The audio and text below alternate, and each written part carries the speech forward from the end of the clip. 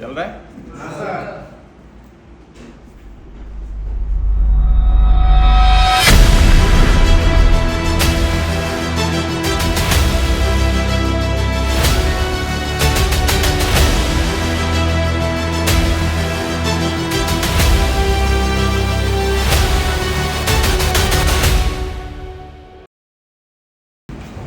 तो यहाँ पर एक तार है सर।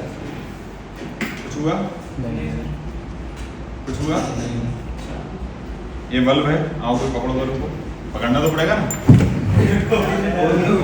बल्ब पकड़ने से कुछ नहीं होगा।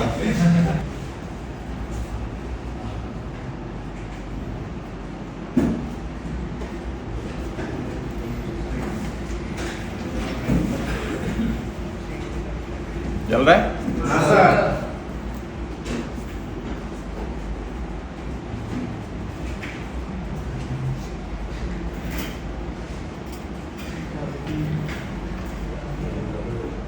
सर प्लस माइनस सिर्फ छूएंगे तो सर्किट कंप्लीट हो जाएगी ना बाबू।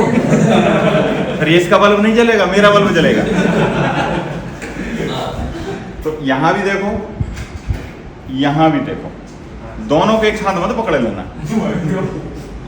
तो लाइव देखो, लाइव है यस सर। और इसको हम क्या कर पा रहे हैं? छू पा रहे हैं। क्यों? अच्छा ये बताओ कि क्यों मुझे क्यों नहीं लग रहा करंट? इलेक्ट्रॉन के सरफेस में नहीं है क्योंकि अभी मेरे पास नेगेटिव पाथ नहीं है, मैं सिर्फ पॉजिटिव को छू रहा हूँ। अब पॉजिटिव को छू रहा हूँ और मेरे पैर धरती पे नहीं है, तो करंट फ्लो होने के लिए कोई रास्ता ही नहीं है।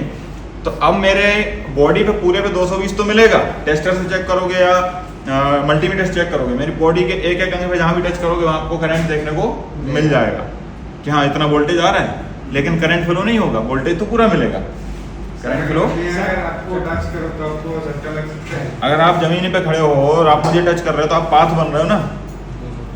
हम सीरीज में हो जाएंगे दोनों। हाँ हम सीरीज में हो जाएंगे दोनों, R1 R2 है ना। और उस तरह से क्या हो जाएगा, आपको करंट फ्लो बनेगा और फिर हमें करंट का झटका लगेगा।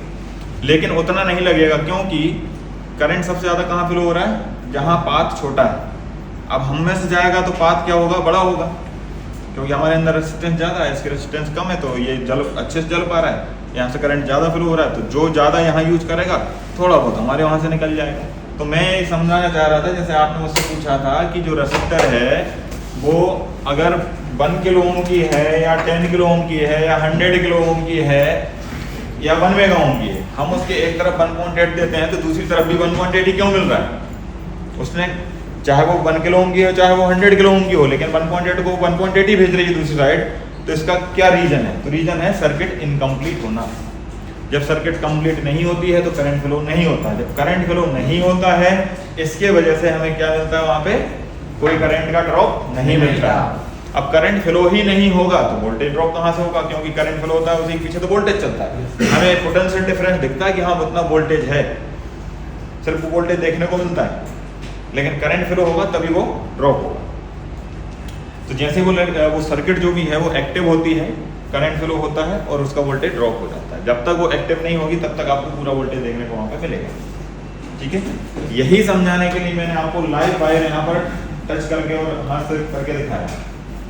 ठीक है ना दोस्तों, अगर आप ये वीडियो ये देख रहे हैं और आप भी सोच रहे हैं कि मैं भी यहाँ पर एक लाइव वायर को मेरी तरह टच करके और बिल्कुल बल्ब जला सकते हो, तो ये जब तक आपको इसका प्रॉपर नॉलेज नहीं है, जब तक आप ऐसे नहीं कीजिएगा। एक एजुकेशन पर्पस है, इनको बताना था मुझे स्टूडेंट को कि किस तरह से इलेक्ट्रिसिटी काम करती है। तो अगर आपको सही नॉलेज नहीं है तो ऐसा करने की कोशिश नहीं कीजिएगा, नहीं तो आपके साथ बड़ी दुर्घटना हो सकती है। क्योंकि यहाँ पर सर्किट कंप्लीट नहीं हो रही थी, इसलिए मुझे करंट का शॉक नहीं लगा। अगर मैं ज़मीन से कनेक्ट होता तो मुझे करंट लग जाता। तो ध्यान रखिए और ऐसा करने की कोशिश मत कीजिए।